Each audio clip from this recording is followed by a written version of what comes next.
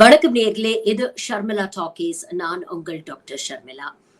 நேத்து பாத்தீங்கன்னா சமூக வலைதளங்கள்ல ஒரு வீடியோ ரொம்ப வைரல் ஆகுது. கொரோனா காலகட்டத்துல, அதாவது மார்ச் 22, 2020 அன்று நடந்த ஒரு சம்பவம். உலக நாடுகள் எல்லாம் இந்தியாவை வியந்து பார்த்த ஒரு சம்பவம். பரவாயில்லையே, இவங்க எவ்வளோ முன்னேறிட்டாங்க, எவ்வளோ அறிவாளிகளா இருக்கிறாங்க, எவ்வளோ அறிவியல் ரீதியா சிந்தனை செய்யறாங்க அப்படின்னு உலக நாடுகள் இந்தியாவை பார்த்து வியந்த ஒரு தினமாக இருக்கு. அந்த தினத்துடைய 4th anniversary கொண்டாடக்கூடிய வகையில் நிறைய பேர் இந்த வீடியோ பதிவு பண்ணி தங்களுடைய கருத்துக்களையும் பதிவு பண்ணியிருந்தாங்க. இது என்ன வீடியோ அப்படின்னு பாத்தீங்கன்னா, 2020ஆம் வருடம் இதே மார்ச் மாதத்துல கொரோனாவுடைய தாக்கத்துல இருந்து நம்ம ரொம்ப தத்தளிச்சுக்கிட்டு இருந்தோம் இந்தியா முழுக்க.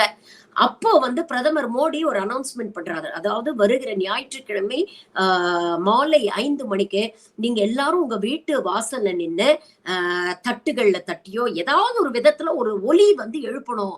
நீங்க சத்தத்தை கிரியேட் பண்ணணும்.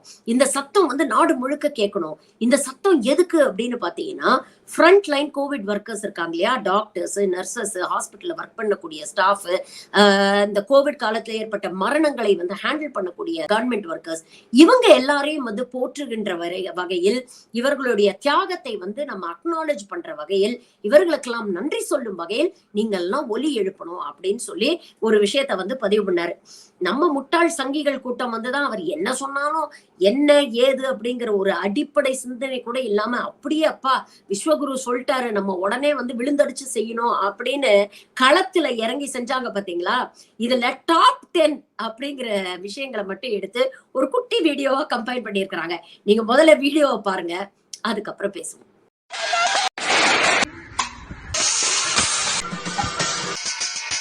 என்ன பாத்தீங்களா? மனசார சிரிச்சீங்களா?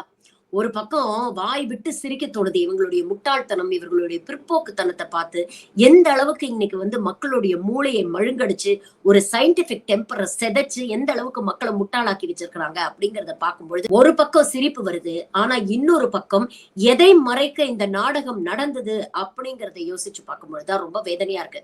கோவிட் காலத்துல பாஜக அரசாங்கம் ரொம்ப மெத்தனமா எப்படி சிச்சுவேஷனை ரொம்ப மோசமா ஹேண்டில் பண்ணாங்க அப்படிங்கிறதுக்கு பல தரவுகள் நம்ம பார்த்திருக்கோம். எவ்வளவு பேர் ஹாஸ்பிட்டல் வாசல்ல ஆம்புலன்ஸ்ல வெயிட் பண்ணாங்க, ஹாஸ்பிட்டல் பெட்டு கிடைக்காம மரத்தடியில எல்லாம் உட்கார்ந்து இருந்தாங்க, கங்கையில எவ்வளவு பிணங்கள் இருந்தது, ஆக்சிஜன் இல்லாம எவ்வளவு பேர் இறந்து போனாங்க, அடிப்படை மருத்துவ வசதிகள் கிடைக்காம எத்தனை பேர் இறந்து போனாங்க, ஏழை பணக்காரன் பணம் வச்சிருக்கான் இல்ல எந்த பாகுபாடும் இல்லாம மக்கள் கொத்து கொத்தா இறந்து விழுந்த ஒரு காலகட்டம் அது.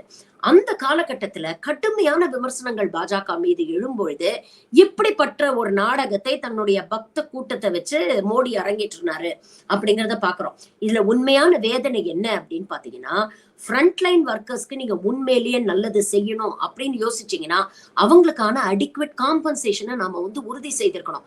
அவங்களுடைய உயிரை பணயம் வச்சு யார் வேணா சொல்லியிருக்கலாம், எனக்கும் இதுக்கும் சம்மந்தம் இல்லை, நான் பாட்டுக்கு என் வீட்டுல எனக்கும் குழந்தை குட்டி இருக்கு, எனக்கும் ஒரு வருங்காலம் இருக்கு, எதிர்காலம் இருக்கு, அதெல்லாம் நான் பார்க்கணும், நான் இறந்து போயிட்டா என் குழந்தைய என் குடும்பத்தை யாரு பாத்துக்குவாங்க, அதெல்லாம் நான் வரலப்பா, நான் ட்ரீட்மெண்ட் பார்க்க மாட்டேன்னு சொல்லிட்டு அவங்க வீட்டுல உட்கார்ந்து இருந்தா யாருமே எதுவுமே செஞ்சிருக்க முடியாது. இருந்தாலும் தங்களுடைய ப்ரொஃபஷனுக்கு உண்மையாக இருந்து அங்க களத்துல நின்னு அவங்களுடைய உயிரை பணைய வச்சு நமக்காக வேலை செஞ்சாங்கல்ல அந்த ஃப்ரண்ட் லைன் ஒர்க்கர்ஸ், உண்மையிலேயே அவங்களுக்கு நல்லது செய்யணும்னா நம்ம என்ன பண்ணணும்?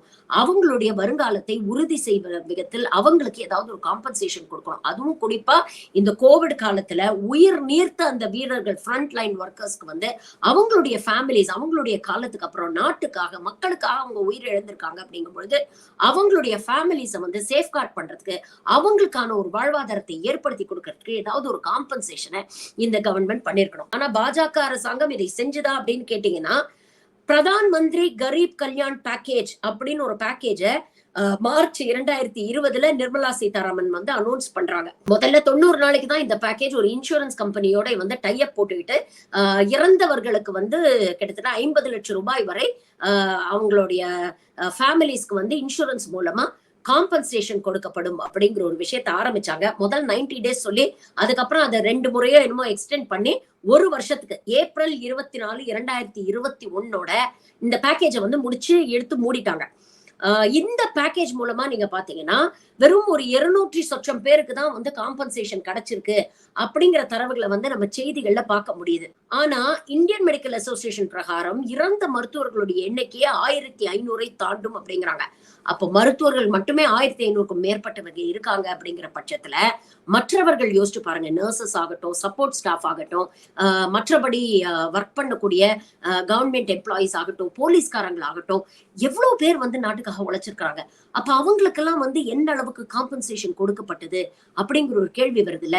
இவங்க எந்த அளவுக்கு அதை சிறப்பா செஞ்சிருக்கிறாங்க அப்படின்றத எடுத்து பார்த்தோம்னா இன்னும் பல பேருக்கு அந்த மாதிரி எந்த காம்பன்சேஷனும் கிடைக்கல. அவங்க குடும்பம் கஷ்டப்பட்டுக்கிட்டு தான் இருக்கு. அந்த பாஜகவினர் எல்லாம் பாத்தீங்கன்னா கோமியத்தை குடிங்க, கொரோனில் சாப்பிடுங்க, தட்டை எடுத்து வச்சுக்கிட்டு சத்தம் போடுங்க, சங்கூதுங்க அப்படின்னு சொல்லி இன்னைக்கு ஒட்டு மொத்தமா இந்த கோவிடால் பாதிக்கப்பட்டு இறந்து போன ஃப்ரண்ட் லைன் ஒர்க்கர்ஸோட குடும்பத்துக்கு மொத்தமா சங்கூதிட்டாங்க அப்படிங்கறதுதான் உண்மை. சோ ஒரு பக்கம் இந்த வீடியோவை பார்த்து சிரிக்கும் பொழுது இன்னொரு பக்கம் சிந்திச்சும் பாருங்க. எந்த அளவுக்கு கோவிட் காலத்துல இந்த அரசாங்கம் தன்னுடைய தவறான கொள்கைகளாலும் தவறான மிஸ்மேனேஜ்மெண்டாலும் எத்தனை உயிர்கள் விரயமாகி இருக்கிறது, எத்தனை உயிரை பலி வாங்கி இருக்கிறது அப்படிங்கறதையும் கொஞ்சம் யோசிச்சு பாருங்க.